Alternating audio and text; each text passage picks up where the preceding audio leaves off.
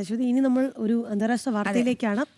ഇറാന്റെ അഭ്യർത്ഥനയെ തുടർന്ന് ചർച്ചകൾ ആരംഭിച്ചുവെന്ന് US പ്രസിഡന്റ് ഡൊണാൾഡ് ട്രംപ്. സമാധാന ധാരണ നടപ്പായില്ലെങ്കിൽ ശക്തമായ ആക്രമണം തുടരുമെന്നും ട്രംപിന്റെ മുന്നറിയിപ്പുണ്ട്. അതേസമയം തന്നെ ഇറാൻ തുറമുഖങ്ങൾക്കെതിരായ ഉപരോധം തുടരുന്നതായും US സെൻട്രൽ കമാൻഡും അറിയിച്ചു. ആദ്യം പ്രധാനപ്പെട്ട പ്രതികരണത്തിലേക്ക്, പിന്നീട് ഐസൻ ജോസിലേക്ക്. I have plenty of time. Plenty of time. Their whole shoreline's wiped out. The strait is in very good shape. And we're talking right now. You know, they wanted to talk. Their people said, please don't shoot last night, the night before, 2 nights.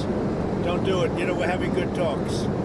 So we'll see what happens. I think there's a good chance that something could happen. And if it does, good. If it doesn't, we go back to doing what we were doing 2 days ago.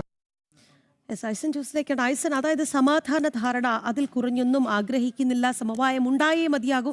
അതല്ല എന്നുണ്ടെങ്കിൽ ആക്രമണം കൂടുതൽ കടുപ്പിക്കും, സൈനിക നടപടി കൂടുതൽ കടുപ്പിക്കും എന്നുള്ള മുന്നറിയിപ്പ് Trump നൽകുമ്പോൾ ഈ ഒരു സമാധാന ശ്രമങ്ങൾക്ക് എത്രത്തോളം ഒരു വളമാകും ഈ ഒരു പ്രതികരണം? രാഖി, അശ്വതി, ഇതിപ്പോൾ ഗൗരവമായൊരു വിഷയം ഉയരുന്നത് നേരത്തെ നമുക്കറിയാവുന്നതാണ്. ഇന്നലെ 2 ദിവസം മുമ്പ് വാർത്തകളിൽ ഏറ്റവും ഇടം പിടിച്ച ശക്തമായൊരു വിഷയമുണ്ടായിരുന്നു. അതായത് UN-ലെ അമേരിക്കയുടെ സ്ഥിരം പ്രതിനിധി വളരെ കൃത്യമായി പറഞ്ഞത്, ഇറാനിൽ നിലവിൽ തീരുമാനമെടുക്കുന്നവർ തമ്മിലുള്ള ഭിന്നത വലിയ രൂക്ഷമായി നിലനിൽക്കുന്നുണ്ട്. IRGC ഒരു വഴിക്കും അതുപോലെ തന്നെ വ്യവസ്ഥാപിതമായ സർക്കാർ സംവിധാനങ്ങളെല്ലാം തന്നെ മറ്റൊരു വഴിക്കും പോകുന്നൊരു സാഹചര്യമുണ്ട്. ഈ ഒരു പശ്ചാത്തലം നിലനിൽക്കുന്നൊരു സാഹചര്യത്തിൽ ഇവരുടെ തീരുമാനങ്ങൾ കൃത്യമായി ഉണ്ടാകുന്നില്ല എന്നൊരു കൃത്യമായ നിരീക്ഷണം നടന്നിരുന്നു. അതാണ് ഒരു രാഷ്ട്രീയ പ്രശ്നമായി ഇറാനെ സംബന്ധിച്ചിടത്തോളം.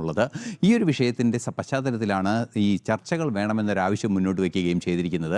അതിൻ്റെ ഭാഗമായാണ് കഴിഞ്ഞ 3-4 ദിവസമായി വലിയ ആക്രമണങ്ങളൊന്നും ഇല്ലാത്ത രീതിയിൽ വളരെ ശാന്തമായ രീതിയിൽ ഒരു ആക്രമണം ഒഴിവാക്കിക്കൊണ്ടുള്ളൊരു നിലപാട് അമേരിക്കയുടെ ഭാഗത്തു നിന്നുണ്ടായിരിക്കുന്നത്. അതിനുശേഷമാണ് ഇപ്പോൾ ട്രംപിൻ്റെ ഭാഗത്തു നിന്ന് ഈ വിശദീകരണവും ഉണ്ടായിരിക്കുന്നത്.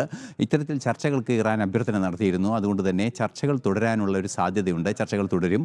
അതേസമയം ചർച്ചകൾ ലക്ഷ്യത്തിലെത്തിയില്ലെങ്കിൽ, സമാധാന ധാരണയിൽ എത്താവുന്ന രീതിയിൽ ചർച്ചകൾ മുന്നോട്ട് പോയില്ലെങ്കിൽ ആക്രമണത്തിനുള്ള സാധ്യത, അതായത് എന്താണോ 4 ദിവസമായി നിർത്തിവെച്ചിരിക്കുന്നത് അതിന് മുൻപ് 13 ദിവസം ശക്തമായി തുടരുകയും ചെയ്ത അതേ രീതിയിലുള്ള ആക്രമണം അതിശക്തമായി തുടരുമെന്നാണ് വളരെ കൃത്യമായി തന്നെ ഡൊണാൾഡ് ട്രംപ് വ്യക്തമാക്കുകയും ചെയ്തിരിക്കുന്നത്. അതിൽ നിന്നും അത് തന്നെയാണ് നമ്മൾ ഉറ്റുനോക്കുന്നത്. പശ്ചിമേഷ്യയിൽ സമാധാനം തുടരുമോ എന്നാണ്. അതിന് ഇനി ഇറാൻ അമേരിക്ക ചർച്ചകൾ വീണ്ടും തുടരുമോ, എന്താണ് ഇനി നടക്കാൻ പോകുന്നതെന്നൊക്കെ കണ്ടറിയണം.